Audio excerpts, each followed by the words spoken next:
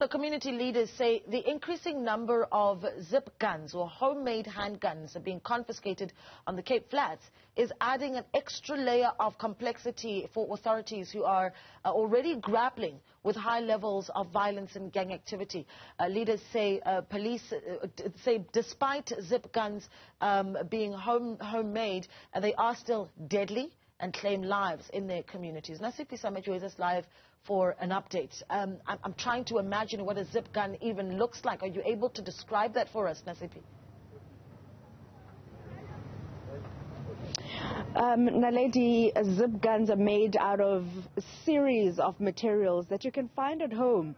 And a recent video that has been circulating on social media, we saw, it's about a 4-minute video where the person is dismantling what looks like a pen and takes out a live ammunition, and he puts it inside this hollow looking like pen, closes it and fires a shot. You can actually hear the gunshot, or rather the sound of what a gunshot sounds like, but using this particular pen. Authorities in the city of Cape Town speaking to safety and security, saying that they've removed hundreds of these guns in the city of Cape Town, and obviously these communities that fall under the Cape Flats.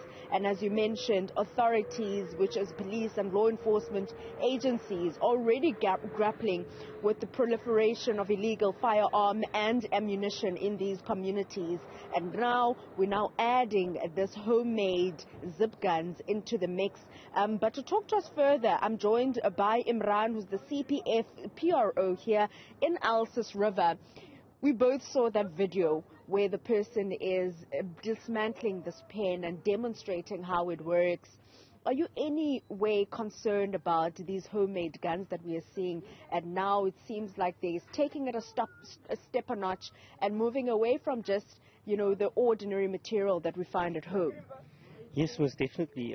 We have great concern with regards to the already we have a proliferation of firearms on the Cape Flats that is extremely worrying, with a lot of deaths in our area.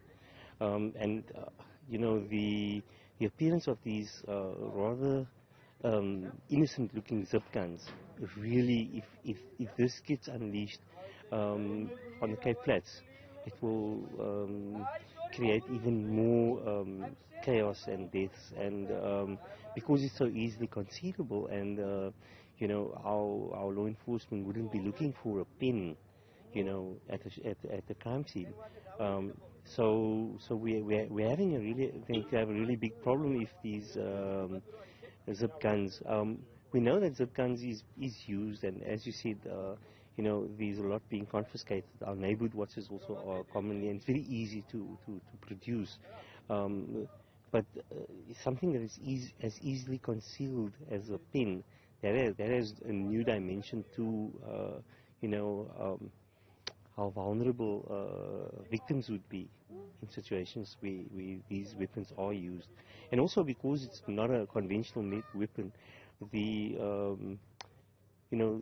perpetrator or the user of this wouldn't be able to aim accurately. So the chances of stray bullets hitting innocent victims or unintended victims, that just creates another difficulty for. Already we're seeing so many victims of stray bullets in the gang wars. So yes, it's very, very worrying.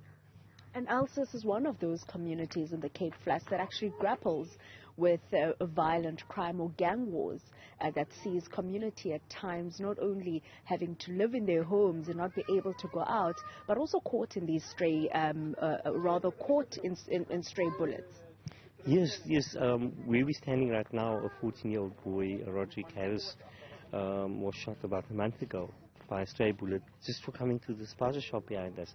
And there was some gang activity on the field, and they were shooting at each other, and he was caught in the crossfire. A promising young boy. We're very sad.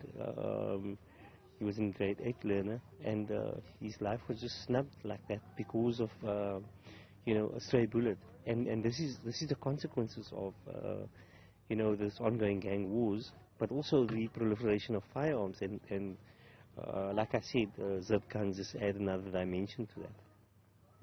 And I mean, authorities are doing as much as they can, adding the complexity of, homemade guns, that one can just buy a plank at the hardware store and a screw, for example, which is some of the material that they use. What more can then be done to remove these handguns off the streets? I think communities play an important role. Every shooter has a mother or sister or friend or a neighbor. Many times they know what these boys are up to.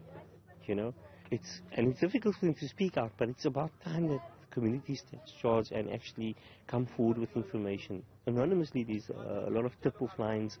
There's even a reward from the city of Cape Town for information. So people should come forward, because the more we remain silent, the more our society becomes violent. So we really need to break the silence and speak up and just call them out. We can't live like this. We're not living in a war zone, but our death toll is higher than Ukraine at times, which is ridiculous for a place such as Cape Town that is claimed to be the most productive, the best place to stay. But if you're in the Cape Flats, it's definitely like you're living in a war zone. Stark contrast, as you put it. But Imran, you were saying about 20 years ago, as much as you haven't seen the increase in this community with handguns, but about 20 years ago you were saying that zip guns were a bit of a norm in this community. Yes, before the proliferation and the easy accessibility of conventional firearms, zip guns were the go-to for gang wars, other than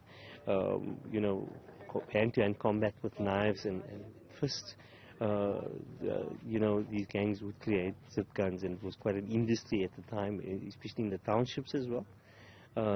It's faded now with the proliferation of the illegal firearms, but I think as more and more firearms are being confiscated, there will be more use of these unconventional weapons, which has so much more danger, because even the shooter himself, just preparing this weapon can injure bystanders, and so it's really a very, very worrying trend, and we need to really join hands and try and stop this.